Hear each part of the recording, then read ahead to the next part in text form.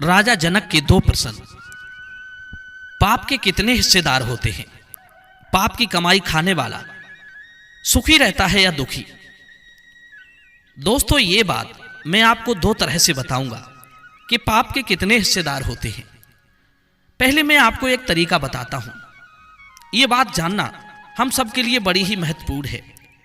यदि ये बात हमने ठीक से समझ ली तो विश्वास मानिए, जीवन में आपके हाथ पाप करने के लिए कभी नहीं उठेंगे। दोस्तों, एक बार धर्मराज से यही प्रश्न राजा जनक ने पूछा था कि हे धर्मराज, मनुष्य अपने जीवन में अपने परिवार के भरण पोषण के लिए क्या कुछ नहीं करता? अच्छे कर्म भी करता है और बुरे कर्म भी करता है। उसके जीवन में प्राप्त होने वाला धन दो प्रकार से मिलता है। चाहे उसे बेईमानी के रास्ते पर चलकर प्राप्त कर लो, चाहे उसे ईमानदारी के रास्ते से प्राप्त कर लो, पर मिलना तो उतना ही है जितना कि उसके भाग्य में निश्चित कर दिया है। मगर दोनों रास्तों में फर्क इतना है, अगर ईमानदारी के रास्ते से आप प्राप्त करोगे तो धन के साथ साथ आपको खुशियां भी मिलेगी, और यदि बेईमानी के रास्ते से आप प्राप्त करोगे तो आपको धन तो मिलेगा, पर उसके साथ साथ आपको चिंताएं भी प्राप्त होंगी, भय भी प्राप्त होगा। चिंताएं और भय के चलते आप उस धन से सुख प्राप्त नहीं कर सकते। ईमानदारी के रास्ते पर आप भय और चिंताओं से मुक्त रहते हैं, इसीलिए आप सुखी महसूस करते हो।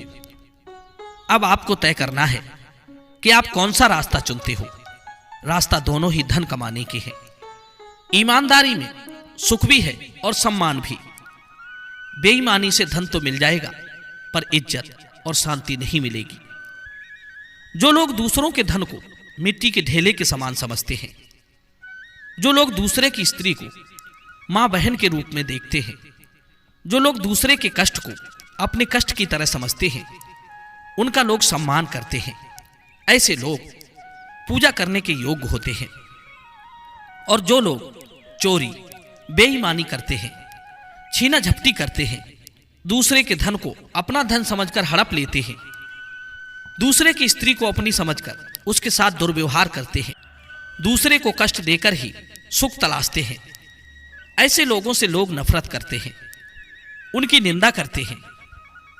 तो बताओ, वे सुखी कैसे रह सकते हैं? इस दुनिया में सबसे सुखी इंसान वही होता है जिससे सब लोग प्रेम करते हो, जिसका सब लोग सम्मान करते हो। और इस संसार में सबसे दुखी आदमी वही होता है जिससे हजारों लोग नफरत करते हो।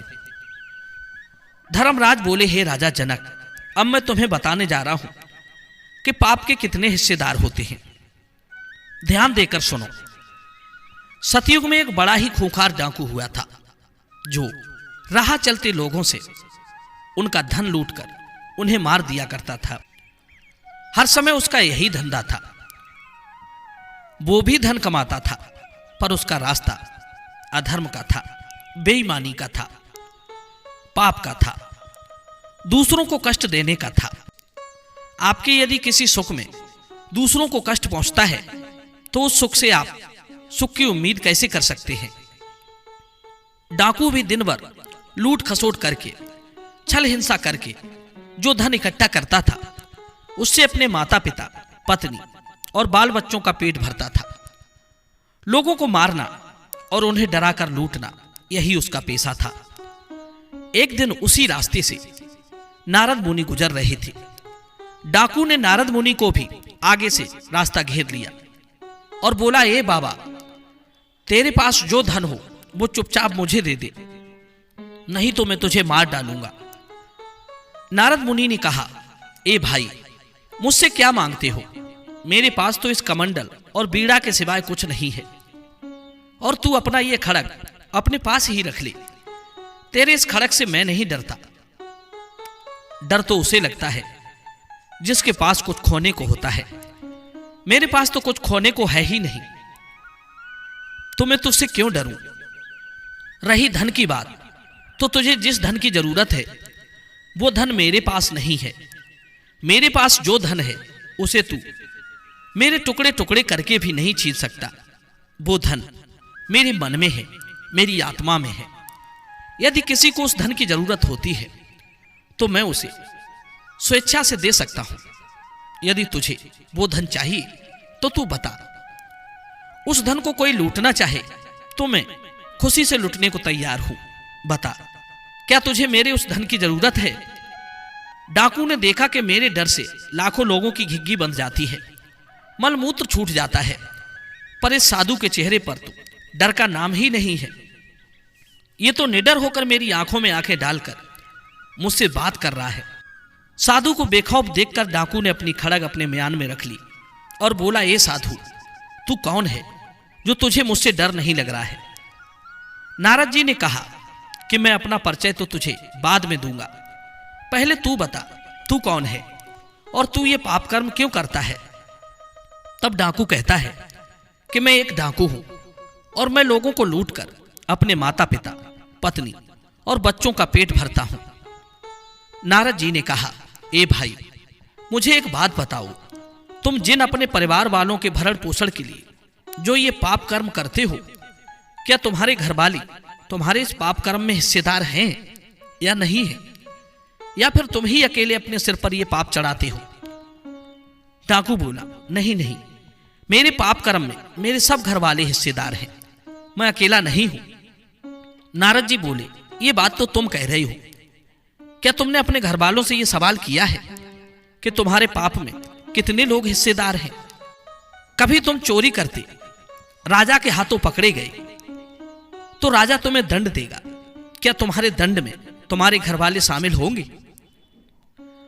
डाकू बोला, महात्मन, मैंने कभी उनसे यह बात नहीं पूछी। नारद ने कहा, तो पहले उनसे पूछो, जाओ जाकर पूछ कर आओ और मेरी चिंता मत करो, मैं कहीं नहीं जाऊंगा। तुम लौटकर जब आओगे तो मैं तुम्हें यहीं खड़ा मिलूंगा, मैं वचन देता हूं। डाकू के दिमाग में नारद मुनि की बात घर कर गई कि बाबा सच कहता है, मुझे ये बात अपने परिवार वालों से पूछनी चाहिए कि जिनके लिए मैं पाप करता हूं, वे मेरे पाप कर्मों के कितने हिस्सेदार हैं भी या नहीं है, या मैं अकेला ही अपने पाप कर्म का मालिक हूं। डाकू भागता भागता अपने घर आया और उसने सबसे पहले अपनी स्त्री से पूछा कि भाग्यवान, मुझे ये बताओ कि मैं तुम्हारे लिए चोरी करता हूं, लोगों को मार डालता हूं, उनसे धन लूट कर लाता हूं, उस धन से मैं तुम्हारे लिए वस्त्र लाता हूं, गहने लाता हूं, तुम्हारे लिए खाने को अन्न का प्रबंध करता हूं, क्या तुम मेरे द्वारा किए गए पाप कर्म की भागीदार हो? तब उसकी पत्नी ने उत्तर देते हुए कहा, अजी कैसी बातें करते हो, आपके पाप कर्म की मैं भागीदार क्यों बनूं? तुम मुझे ब्याह कर लाए हो, मैं तुम्हारी और तुम्हारे परिवार की सेवा करती हूं, तुम्हारे माता पिता को, तुम्हारे बच्चों को भोजन बनाकर देती हूं। मेरा जो कर्तव्य है मैं पूरी ईमानदारी के साथ उसे निभा रही हूं। मैंने तो तुमसे कभी कहा नहीं कि तुम चोरी करो या लोगों की जान लो, ये तुम्हारा काम है, तुमने अपनी बुद्धि से किया है। तुम चाहे तो ईमानदारी से भी धन कमाकर ला सकते हो। अब तुम चाहे ईमानदारी से कमा कर लाओ या लूट कर लाओ, मुझे इससे क्या? मेरे लिए भोजन और वस्त्रों का प्रबंध करना तुम्हारा कर्तव्य है। तुम अपने काम के स्वयं जिम्मेदार हो, मैं तुम्हारे पापों की भागी नहीं हूं। मित्रों, पत्नी से दो टूक उत्तर सुनकर डाकू बड़ा निराश हुआ। उसके बाद वो अपने माता पिता के पास गया और यही सवाल उसने अपने माँ बाप से किया। माता पिता बोले, बेटा, हमारा कर्तव्य था तुम्हें पालना पोसना, सो हमने बड़ी ईमानदारी से तुम्हें पाल पोस कर बड़ा कर दिया। अब हम बूढ़े हो चुके हैं, स्वयं कमाकर खा नहीं सकते, इसीलिए माँ बाप जब बूढ़े हो जाएं तो पुत्र का धर्म बनता है कि वो उनके भोजन पानी और औषधि की व्यवस्था करे, बुढ़ापे में हमारी सेवा करे। अब तुम ये काम कैसे करते हो हमें नहीं पता। तुम अच्छा करो या बुरा करो, तुम स्वयं अपने कर्म के मालिक हो। तुम्हारे पापों के हिस्सेदार हम नहीं हैं। माता पिता की बात सुनकर डाकू और भी ज्यादा टूट गया। अब दुखी और निराश होता हुआ वो अपने बच्चों के पास गया। बच्चे अभी उसके छोटे छोटे थे। उन्हें आंगन में खेलता हुआ देखकर डाकू सोचने लगा कि जिस तरह मेरे माँ बाप ने मुझे पाल पोस कर बड़ा किया है, उसी तरह मेरा भी ये कर्तव्य बनता है कि मैं इन्हें पाल पोस कर बड़ा करूं। इन बेचारों को क्या पता पाप क्या होता है, पुण्य क्या होता है। इन्हें क्या पता मैं क्या करता हूं, इसीलिए मेरे पाप कर्म के ये भी हिस्सेदार नहीं हो सकते। मित्रों, ये सब बात सोच विचार कर वो डाकू अपनी तलवार को वहीं फेंककर नारद मुनि के पास लौटकर चला गया। नारद जी ने देखा कि डाकू के हाथ में तलवार तो है ही नहीं, बिल्कुल खाली हाथ आया है। नारद ने पूछा, हाँ भाई, आप पूछ आए अपने घर वालों से कि आपके पाप कर्म में भी कितने लोग हिस्सेदार हैं। डाकू एकदम से घुटनों के बल बैठ गया और हाथ जोड़कर बोला, बाबा, आपकी बात बिल्कुल सच निकली।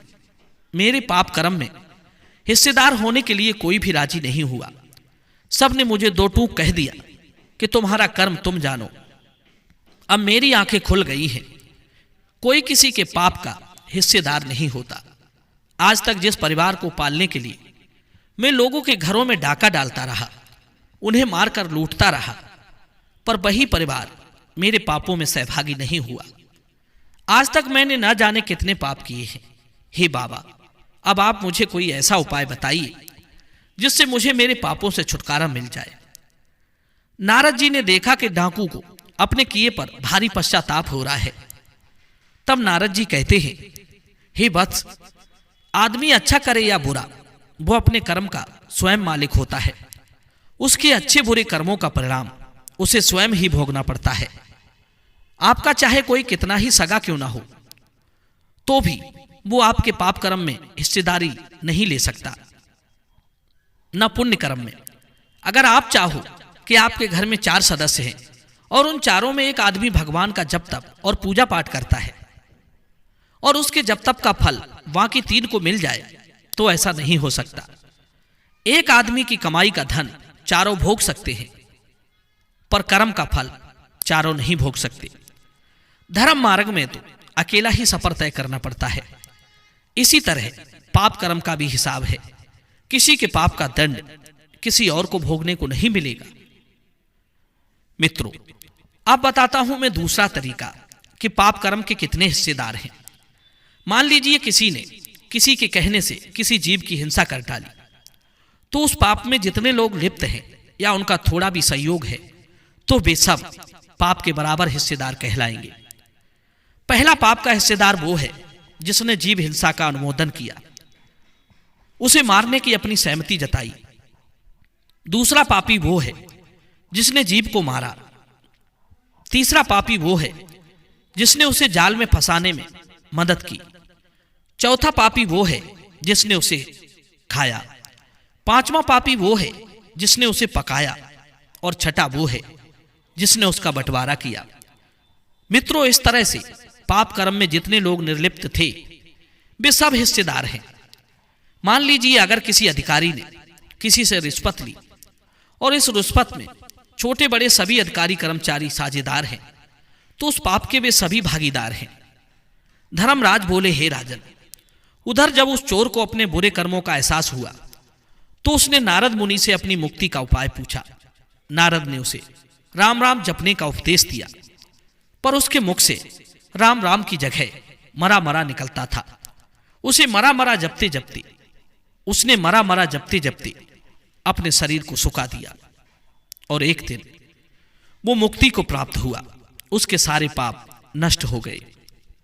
वही डाकू आगे चल करके महर्षि वाल्मीकि के रूप में जाना गया। दर्शक बंधु, इस कहानी से आपने क्या सीखा? अपनी कीमती राय कमेंट में जरूर देना। मिलते हैं आपसे अगली वीडियो में एक और चर्चा के साथ। आप सभी का बहुत बहुत धन्यवाद।